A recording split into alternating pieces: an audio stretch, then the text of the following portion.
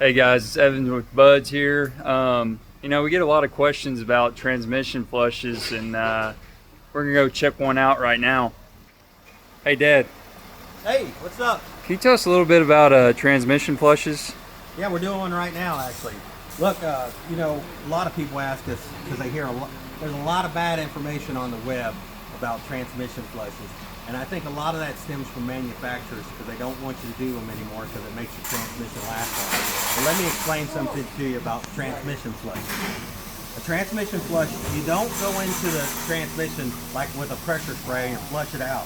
It's this simple little machine, and what it does, the difference between it and just draining your transmission fluid out of the bottom of your transmission is, when you drain the transmission out of the bottom of your transmission, you're basically just removing the oil in the bottom of your transmission. Well, that's only half of the oil. So if your transmission holds 8 quarts, you've only drained half of the oil, 4 quarts. The other 4 quarts is inside the transmission. And the only way to get the oil out of the transmission is to have a machine like this. It's not pressurized, it's not flushing, it's not spraying. It simply allows you to start the car and run the transmission while you're doing the transmission oil change.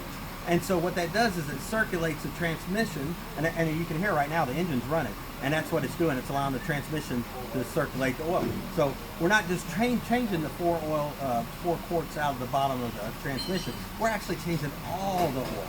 It'd be like changing the oil in a car. You only change 2 quarts instead of 4. It makes no sense. So that's what these machines allow us to do.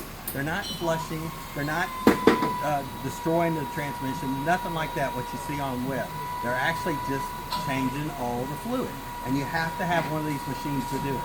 And that's what it's all about. And that's why we highly suggest them. That's why we tell people to do them all the time. You're going to notice in your newer cars, though, your newer trucks, they're not going to set it up where you can get into them and do anything. Not drain the oil, not change the oil, not put a transmission flush machine on them. You literally have to have a machine and certain tools so you can tap into the cooler, the transmission cooler, and change it that way.